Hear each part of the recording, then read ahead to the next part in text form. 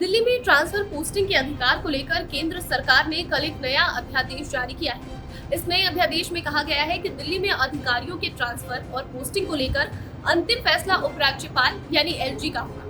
केंद्र सरकार ये अध्यादेश सुप्रीम कोर्ट के उस फैसले के बाद लेकर आई है, जिसमें कोर्ट ने ये कहा था कि दिल्ली में ट्रांसफर पोस्टिंग के अधिकार दिल्ली सरकार के पास रहेंगे। अब केंद्र ने अपने अध्यादेश के जरिए सुप्रीम कोर्ट के फैसले को पलट कर रख दिया है।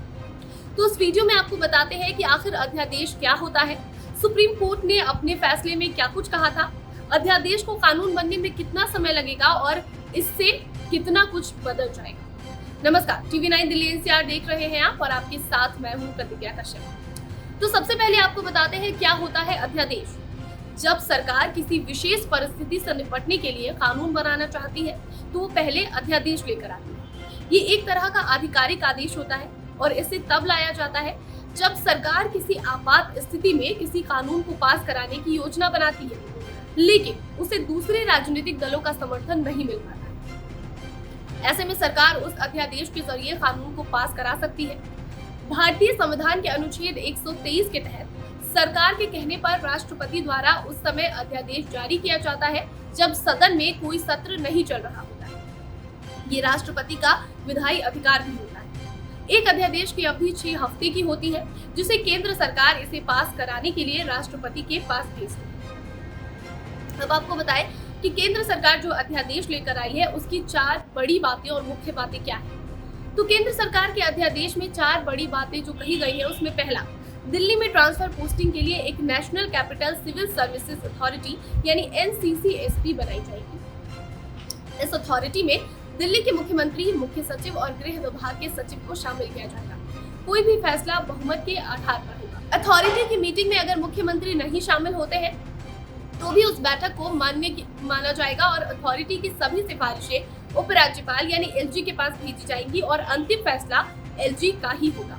हालांकि ये उपराज्यपाल पर निर्भर होगा कि वो सिफारिशों को मानते हैं या उसे खारिज करते हैं। दिल्ली की विधानसभा के पास केंद्र और राज्य के अधिकारियों को लेकर उस मामले में कोई भी कानून बनाने का अधिकार नहीं। आपको बताएं कि दिल्ली में ट्रांसफर पोस्टिंग को लेकर लंबे समय से मामला फंस रहा था, विवाद चल रहा था और ये मामला सुप्रीम कोर्ट पहुंचा।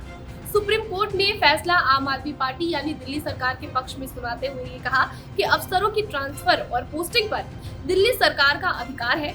कोर्ट ने अपने आदेश में 2 अहम बातें कही। पहली, दिल्ली में कानून व्यवस्था, जमीन से जुड़े मालिक, पब्लिक ऑर्डर और पुलिस पर तो केंद्र का अधिकार है, लेकिन अन्य मामलों में प्रशासनिक अधिकार दिल्ली सरकार के पास रहेंगे। सुप्रीम कोर्ट के इस फैसले को दिल्ली की आम आदमी पार्टी सरकार के लिए एक बड़ी जीत बताया गया।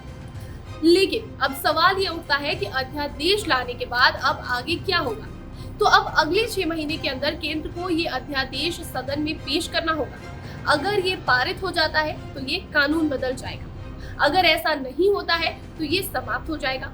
हालांकि सरकार दोबारा भी अध्यादेश ला सकती है और अगर ये कानून बन जाता है तो सुप्रीम कोर्ट का फैसला लागू नहीं होगा और ट्रांसफर पोस्टिंग का अधिकार राज्यपाल के पास ही रहेगा, क्योंकि ऐसे हालात में अंतिम फैसला उन्हीं का मान्य होगा।